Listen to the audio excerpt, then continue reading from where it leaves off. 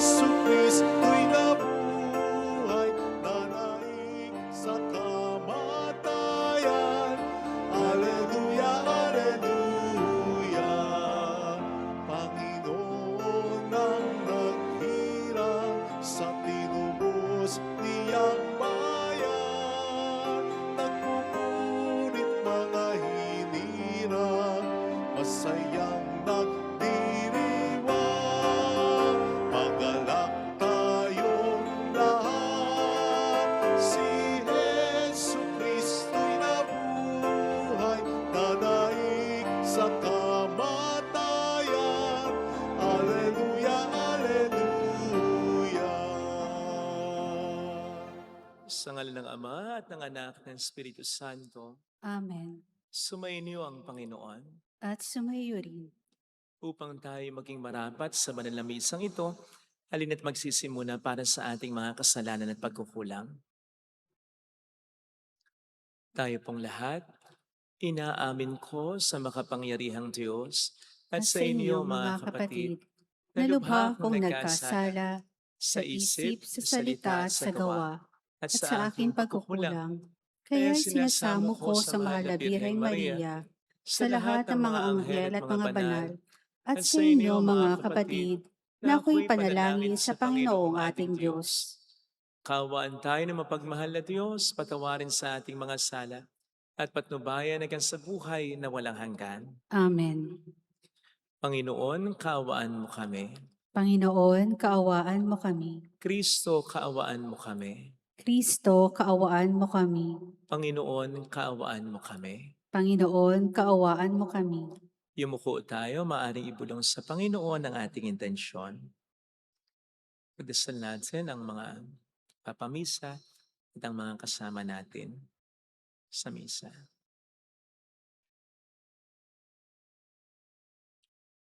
Manalangin tayo.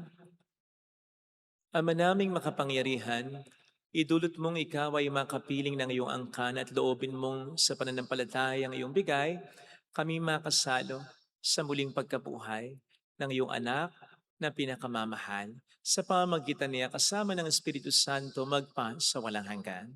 Amen. Ang salita ng Diyos mula sa mga gawa ng mga apostol.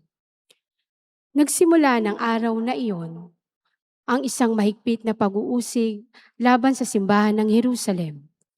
At liban sa mga apostol, lahat ng sumasampalataya ay nangalat sa lupain ng Judea at Samaria.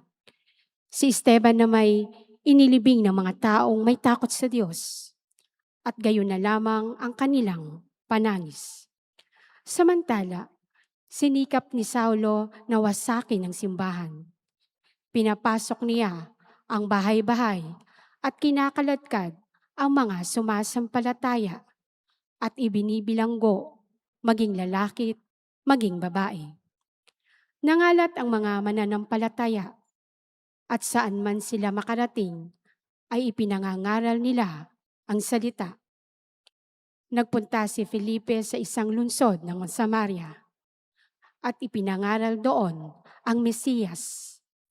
Nang mabalitaan ng mga tao at makita ang mga kababalaghang ginagawa niya, pinakinggan nilang mabuti ang sinasabi niya, sapagkat ang masasamang espiritu ay umalis sa mga taong inaalihan nito at sumisigaw habang lumalabas. Maraming lumpo at mga pilay ang napagaling, kaya't nagkaroon ng malaking kagalakan sa lungsod na iyon. Ang salita ng Diyos. Salamat sa Diyos. Sangkalupaang nilalang, galak sa pooy, isigaw. Sangkalupaang nilalang, galak sa pooy isigaw. Sumigaw sa galak ang mga nilalang at purihin ng Diyos na may kagalakan. Wagas na pagpuri sa Kanya'y ibigay. Ito ang sabihin sa Diyos na dakila. Ang mga gawa mo ay kahanga-hanga. Sangkalupaang nilalang, galak sa pooy isigaw. Ang lahat sa lupa ika'y sinasamba. Awit ng papuri, yaong kinakanta. Ang iyong pangalay, pinupuri nila. Ang ginawa ng Diyos, lapit at pagmasdan. Ang kahangang-hangang gawa sa tanan. Sangkalupaang nilalang, galak sa pooy isigaw. Naging tuyong lupa kahit yaong tubig, at ang nuno natin ay doon tumawid. Kaya't naman tayo'y nagalak ng labis. Siya'y naghaharing may lakas, ang bisig. Sangkalupaang nilalang, galak sa pooy isigaw.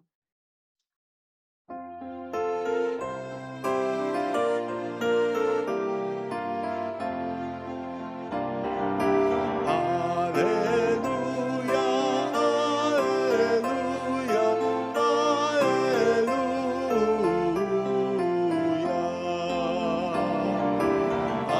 Alleluia,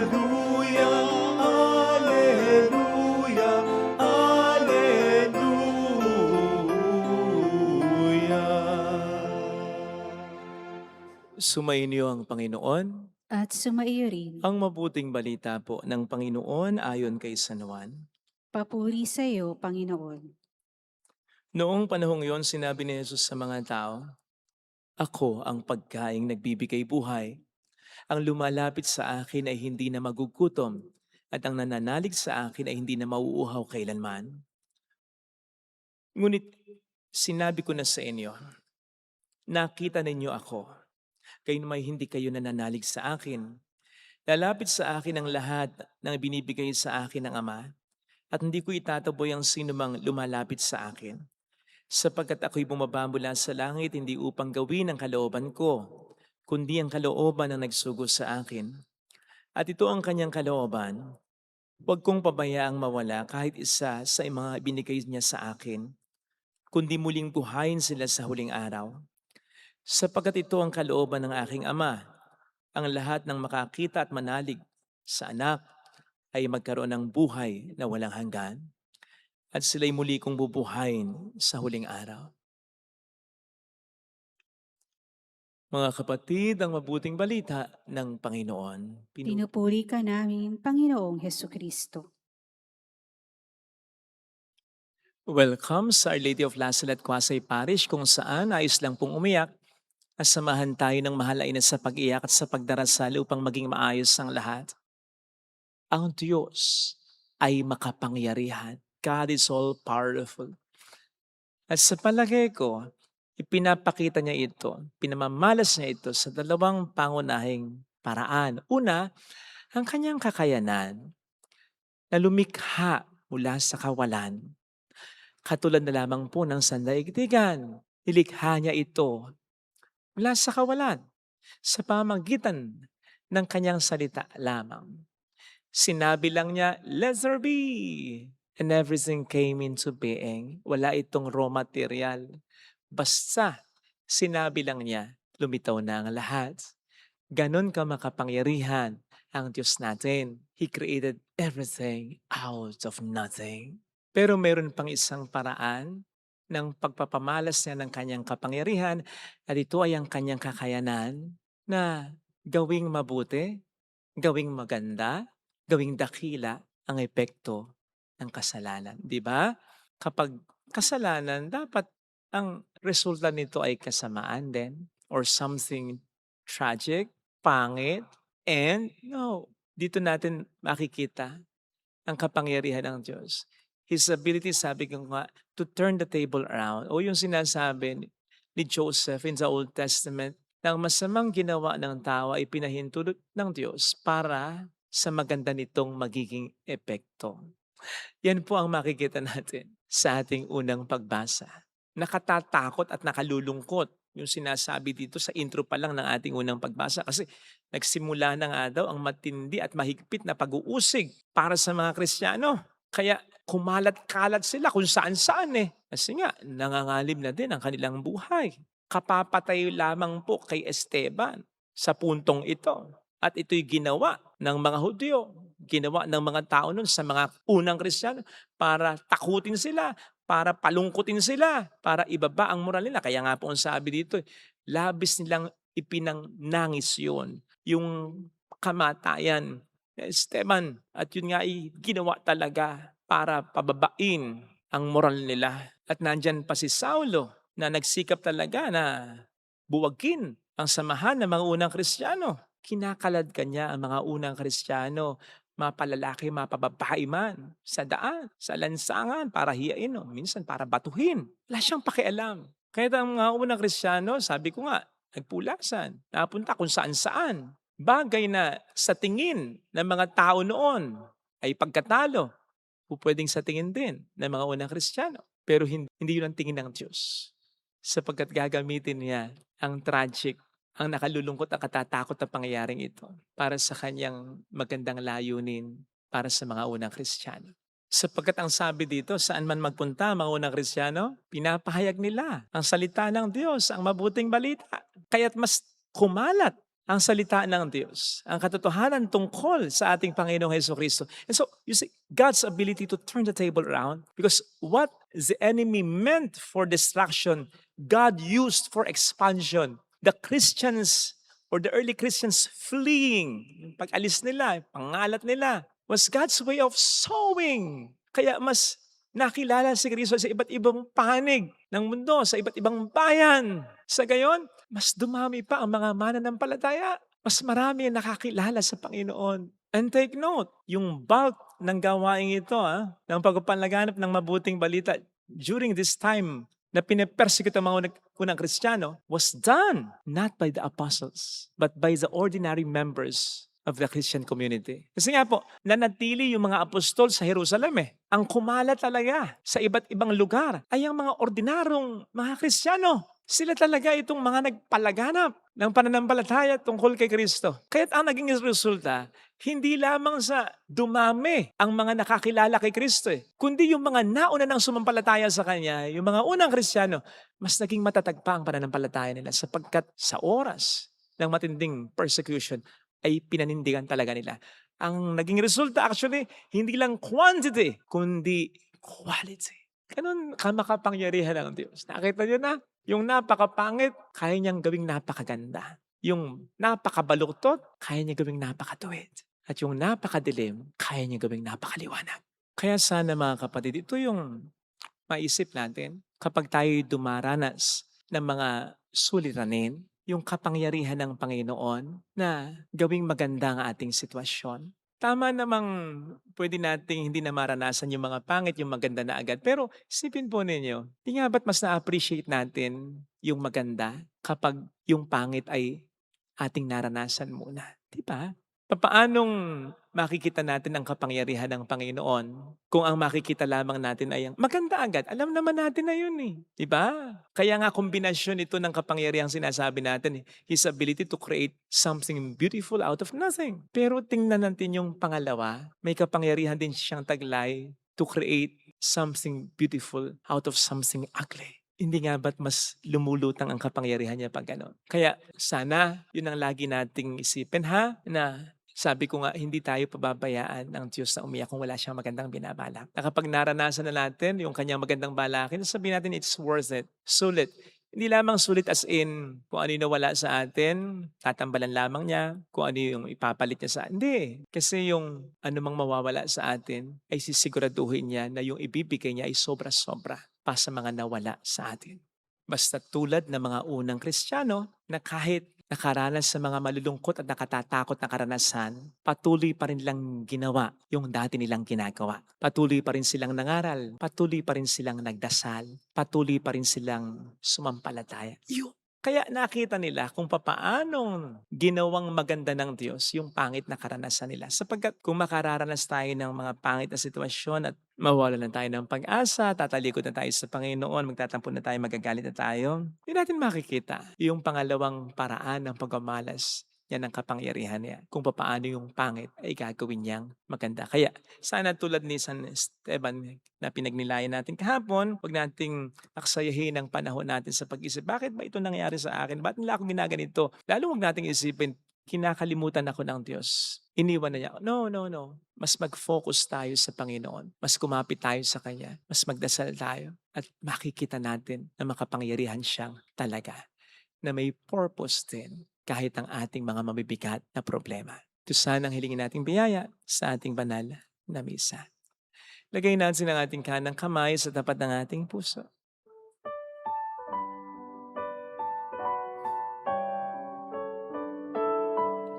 Awitin natin. Alam kong may magagawa ang Diyos.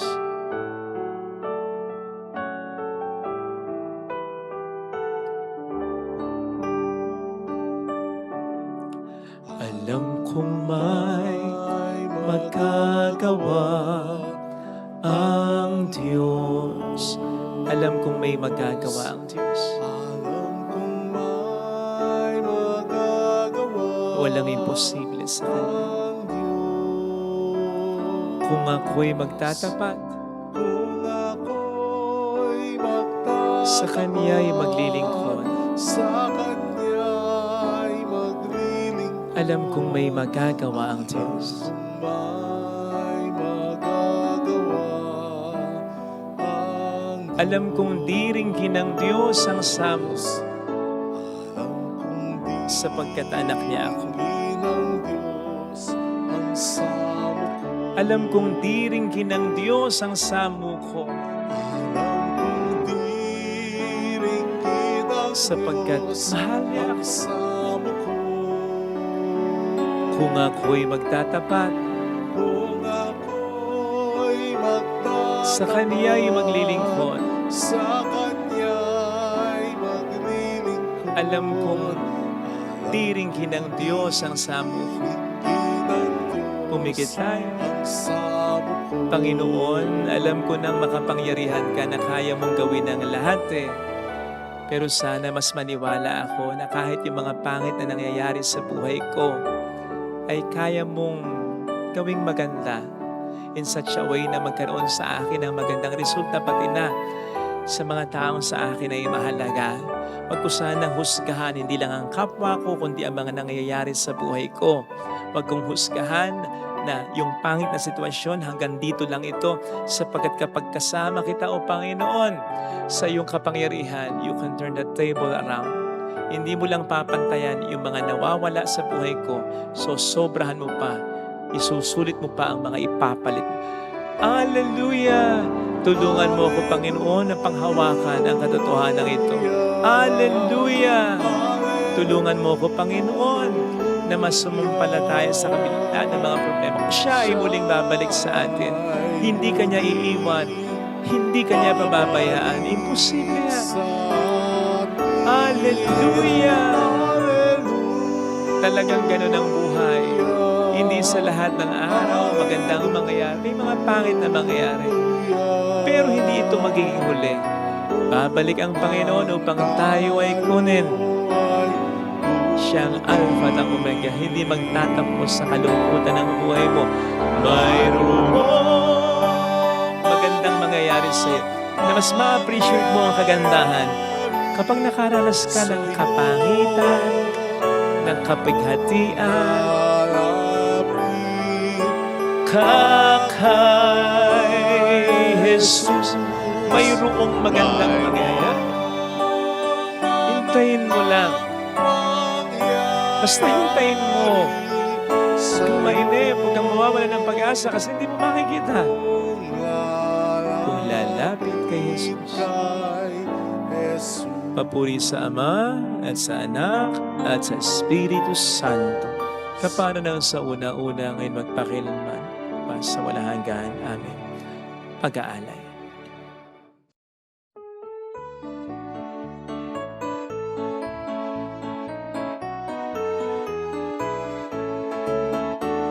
Alay namin ngayon sa aming mga palad, sa kabutihan mo ay aming tinanggap. Kasyang tanggapin ang siya naming hangad, tinapay na bunga ng pagod at hirap. Sama-samang magalay ang buong pagmamahal. Sama-samang magalay ang buong pagmamahal. Alay pa rin namin sa'yo amang diyak, ang alak na mula sa katahas ng ubas na sa kalinga mo ngayon muling handog sa iyong hapat, sama-samang magalay ng buong pagmamahal. Sama-samang magalay ng buong pagmamahal.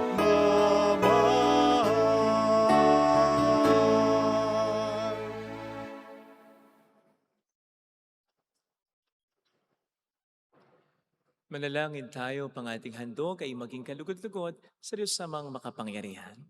Tanggapin nawa ng Panginoon itong paghahain sa iyong mga kamay, sa kapurihan niya at karangalan sa ating kapakinabangan at sa buong sambayanan niyang banal. Ama naming lumikha, ipagkaloob mong kami ay laging magalak sa pagdiriwang ng Pasko ng pagkabuhay ng iyong anak, upang ang ginagawang patuloy na pagsagip sa amin ay maging sanhi ng aming ligayang walang maliw, sa pamamagitan niya kasama ng Espiritu Santo magpa sa walang hanggan. Amen. Sumainyo ang Panginoon, At sumaiyo rin, itaas sa Diyos ang inyong puso at diwa.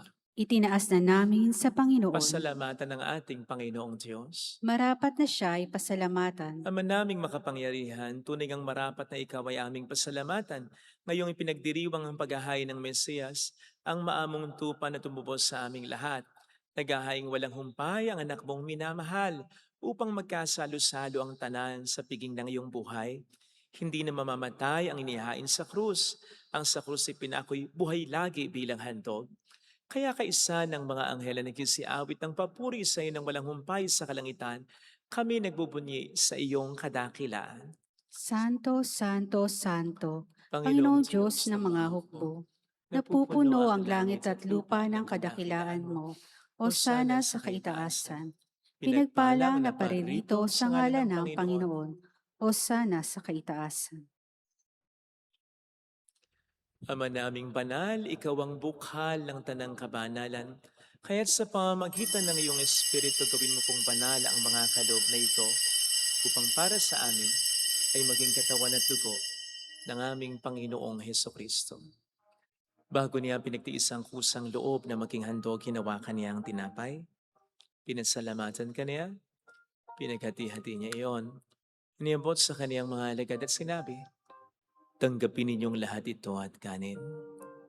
Ito ang aking katawan na iahandog para sa inyo.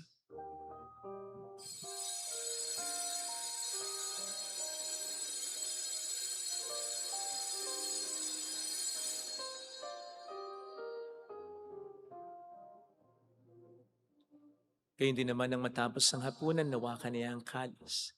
Muli kaniyang pinasalamatan. Iniabot niya ang kalis sa kaniyang mga alagad at sinabi, tanggapin ninyong lahat ito at inumin. Ito ang kalis ng aking dugo ng bago't walang hanggang tipan. Ang aking dugo na ibubuhos para sa inyo at para sa lahat sa ikapagkapatawad ng mga kasalanan. Gawin niyo ito sa pag-alala sa akin.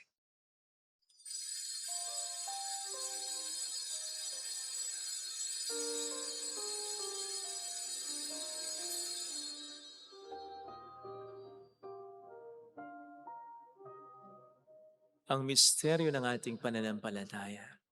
Si Kristo'y namatay, si Kristo'y nabuhay, si Kristo'y babalik sa wakas ng panahon. Ama, ginagawa namin ngayon ang pag-alaala sa pagkamatay at muling pagkabuhay ng iyong anak. Kaya inialay namin sa iyong tinapay ng buhay at ang kalis ng kaligtasan. Kami nagpapasalamat dahil kami iyong minarapat at tumayo sa harap mo para maglingkod sa iyo. Sinasamo namin kami na magsasalo sa katawan at dugo ni Kristo ay mabuklod sa pagkakaisa sa pamamagitan ng Espiritu Santo. Ama, lingapin mo ang iyong simbahang laganap sa buong daigdig. Puspusin mo kami sa pag-ibig. Kaisa ni Leo na aming Papa, Mitsanis na aming Obispo at ang Danang Kaparian. Alalahanin mo mga kapatid naming nahimlay na may pag-asang sila'y muling mabubuhay, lalo na po ang aming mga ipagdarasal. Dasal natin ang ating mga kakilalang yumaw. Kaawaan mo sila at patuloyin sa iyong kaliwanagan. Kaawaan mo at paging tapatin kaming lahat na makasalo sa iyong buhay na walang wakas. Kaisa ang mahal na Birhen ng Lasalet, ang ina ng Diyos, isanusay ang kabiyak ng kanyang puso. Lahat ng mga banal na namuhay dito sa daigdig ng kalugod-lugod sa iyo, may pagdiwang naman namin ang pagupuri sa ikararangal mo sa pamamagitan ng iyong anak na aming Panginoong Hesukristo. Sa pamagitan ni Kristo, kasama niya at sa Kanya, ang lahat ng parangal papuri ay sa iyo, Diyos Amang makapangyarihan, kasama ang Espiritu Santo, magpasawalang hanggan. Amen.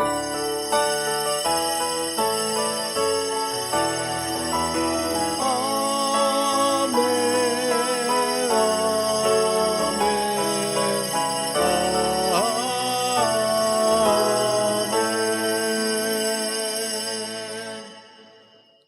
Tumawag tayo sa Ama.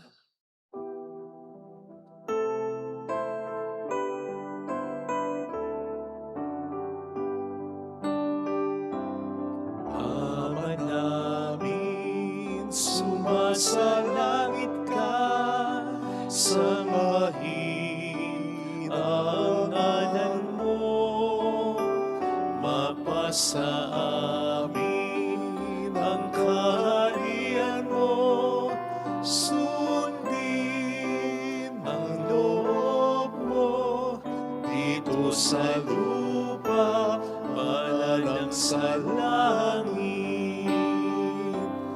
Bigyan mo kami ngayon ng aming kakanin sa araw-araw. At patawarin mo kami sa aming mga sala, para ng pagpapatawad namin sa nagkakasala sa amin.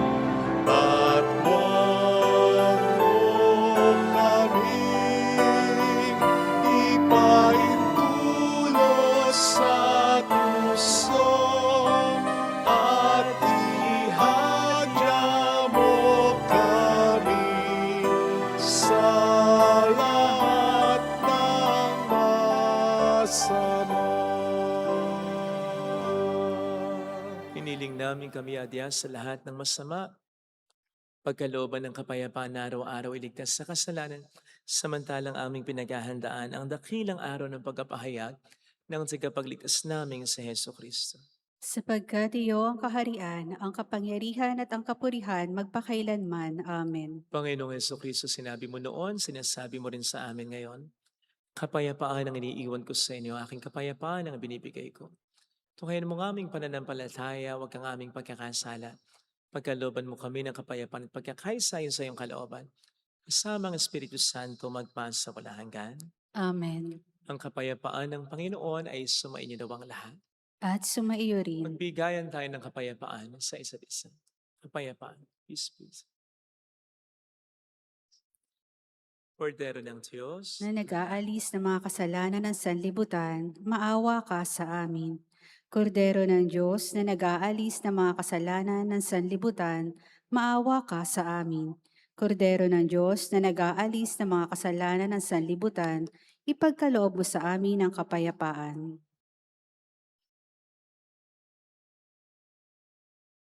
narito sa harap natin ng Panginoon ang ating buhay at kaligtasan. Mapalad tayong inaanyayahan. Panginoon, hindi ako karapat-dapat na magpatuloy sa iyo. Ngunit sa isang salita mo lamang ay gagaling na ako.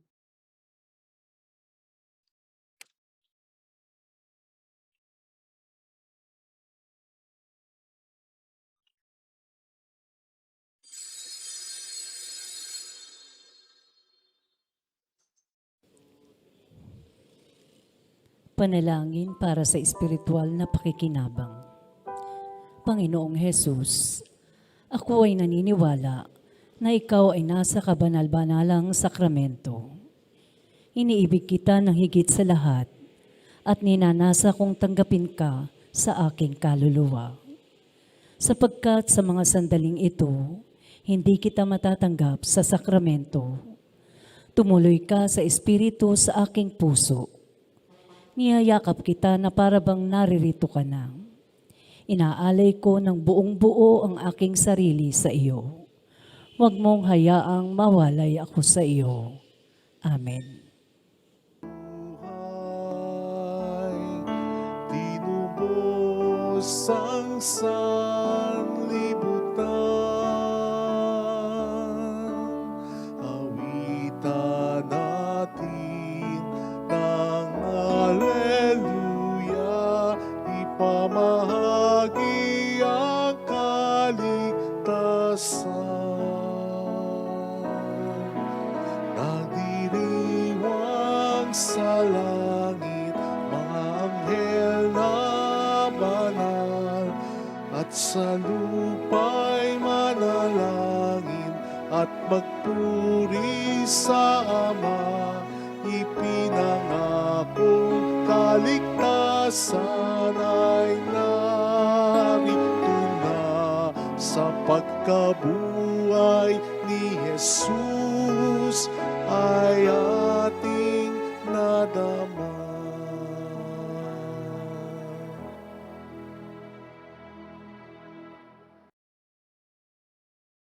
Manalangin tayo. Ama naming mapagmahal, ang aming mga pagluhog ay iyong pakinggan para sa pagkakamit ng iyong tulong sa amin araw-araw at para sa pagkakalob ng ligayang walang katapusan na pawang dinudulot ng banal na pakikinabang sa pagdiriwang ng pagkapalitan ng iyong bigay at aming alay sa pamamagitan ni Jesucristo kasama ang Espiritu Santo magpasa walang hanggan. Amen. Holy God, Holy Mighty One, Holy Immortal One. Have mercy on us and on the whole world. Holy God, Holy Mighty One, Holy Immortal One. Have mercy on us and on the whole world. Holy God, Holy Mighty One, Holy Immortal One. Have mercy on us and on the whole world. Jesus, King of Mercy, We trust in you. alalahanin, Alalahanin, O mahal na Birhen ng Lasalet, ina ng pag-asa. Ikaw ang nagpaalala sa aming magbalik loob sa Ama. Ito ang nagpapatunay na ang kagandahang loob mo'y nananatiling busilak. Sa pag-aaruga mo sa amin, tungkulin mo'y tinupad. Sa paanan ni Kristo'y itinuring mo kaming mga tunay mong anak. Kaya ninais mong ni Isay huwag mapahamak. Maging sa iyong walang tigil na pananalangin, pati luhay pumatak. Huwag naman mawala ng saysay ang iyong paghihirap. Hiling nawa namin sa iyo, o aming inang liyag, na matapos ang pakikibaka namin sa mundong ito at sa pananatili naming tapat kay Kristo, sa kapurihan mo'y makibahagi kaming ganap, upang kung nasaan ka ngayon ay maparoon din kaming lahat, at ang kaganapan ng kalwalatian ng Diyos Amay tuluyang matupad. Siya nawa. mahal na Birhen ng Lasalet, tagapagkasundo ng mga makasalanan. Ipanalangin mong walang patid kami mga dumudulog sa iyo. Maraming pong salamat sa inyong pakikisa at sa mga tulong na binibigay ninyo na nagiging dahilan para marami din po tayong matulungan. Salamat po. Sumainyo ang Panginoon. At sumaiyo rin. Pagpalain kayo kasama ang ating pamilya na mapagmahal na Diyos, ng Ama at ng Anak, ng Espiritu Santo. Amen. Umayo tayo sa kapayapaan ni Kristo. Salamat sa Diyos. Salamat din po.